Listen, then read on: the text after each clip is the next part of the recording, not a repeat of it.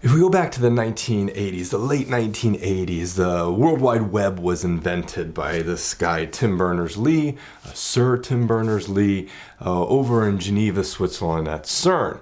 Now, I went to high school in the late 1990s, so it was just when the web was coming out. Computers were still not necessarily available to everyone. They were kind of out there. You could buy one, but not necessarily everyone had it. And we certainly didn't have computers just walking around with us in our pockets like we do now.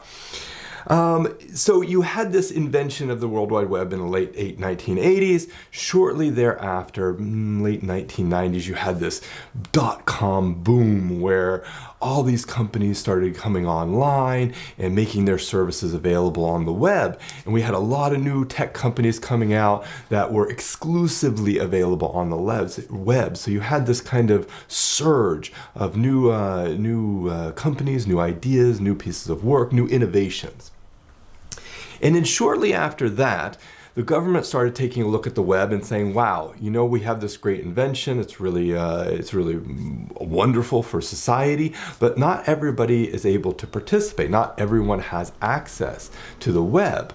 And so they started taking initiatives. They started making efforts towards ensuring that everyone had access to the web. And this includes people with disabilities. They started doing initiatives around older people, around digital skills and digital literacy and things like that. So it was really a unique experience to see something like the web come out as a technical innovation, business and society kind of jumping on board, using computers, using the web, using the internet. And then you had government kind of following up saying, wait a minute, we want to make sure that the web is something that everyone can enjoy equally. And we had kind of a similar situation happen in the early 2000s with social media. So we had the Facebook and we had MySpace and all these wonderful things coming out that were enabling people to connect with each other from different parts of the world, from your local communities to places much, much further afield. And it was a really important technical innovation because it really gave people that opportunity to communicate with one another and to learn about each other and to have those kind of relationships, to develop those kind of relationships. So again, we have kind of the technical infrastructure for social media, what we called Web 2.0 back then, which was a lot of this interactivity and the ability to for a user to create content. This was all very, very new stuff back in the 2000s, 2010s. And so you had this technical innovation followed up by a business innovation, followed up by a society kind of jumping on board. And now we've recently seen with a lot of the critical issues that have emerged because of social media, things like privacy and security being really challenged by social media. We've had obviously all the issues with the elections and social media.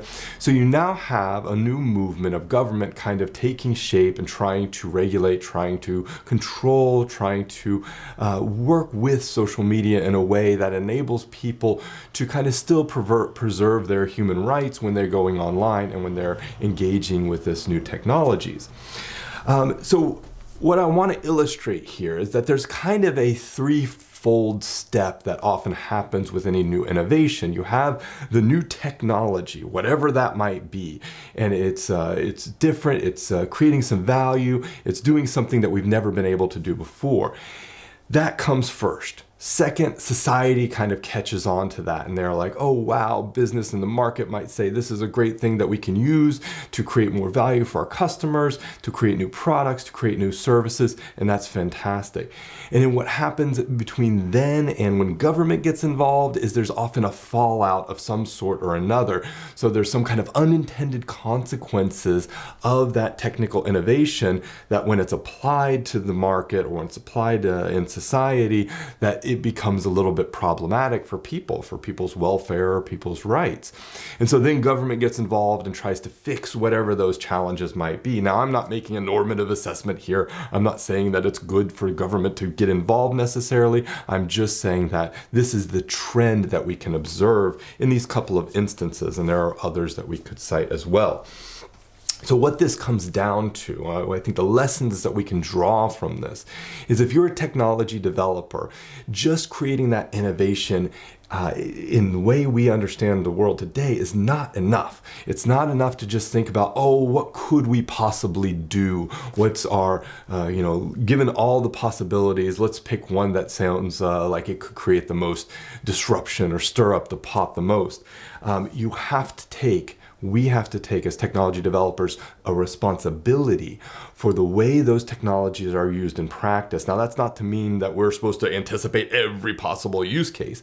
It only means that we need to bear in mind that our technologies that we're creating can be misused, and it can be used for ill purposes. And we have to take responsibility for that. We have to take some amount of responsibility for that. Otherwise, we're just going to be mad scientists in the lab and creating these new crazy products that are new crazy innovations that end up, when they become productized, when they come to a market or come to society, create really significant social issues. So we need to, on one end, the design stage, take some responsibility for the technologies we're creating. Take some responsibility for the unintended consequences that might emerge from a new technology or new innovation. Second, if you're a tech user, then you need to be cautious when you approach new technologies. It means that you need to inform yourself, that you need to try to gain some awareness of how these technologies could be misused. Now, it's really fun to be on that leading edge of adoption and have a new piece of tech, and you're so, whoa, it's such a wonderful thing and a wonderful experience to be able to try something different. But that comes with another sense of responsibility, in that we can't just use tech without thinking about what those unintended consequences are, because other people might be looking at us and going, oh, they're using that piece of tech, I want to use that piece of tech too. We have to take some responsibility for how we're role modeling new pieces of technology and how we can use that.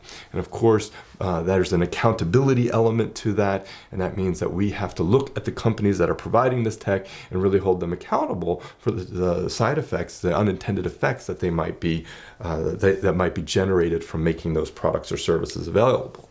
Last but not least, if you're in the policy area, or you're interested in policy, or you're just an advocate, I think it's really, really important that we take a stand when these new products and services are having negative effects on society. We can't ignore these situations, and I think there's a lot of really great nonprofit, non-governmental organizations out there that are championing different causes around the two social issues I mentioned, but other issues related to technology and related to innovation and the unintended effects that it can have. So get involved with those companies, those organizations, because they're the ones who are going to be able to hold accountable the companies for the unintended effects that they might have. It's critically important that we take that role and responsibility as individuals, as citizens, and as people who are technology users in our daily lives.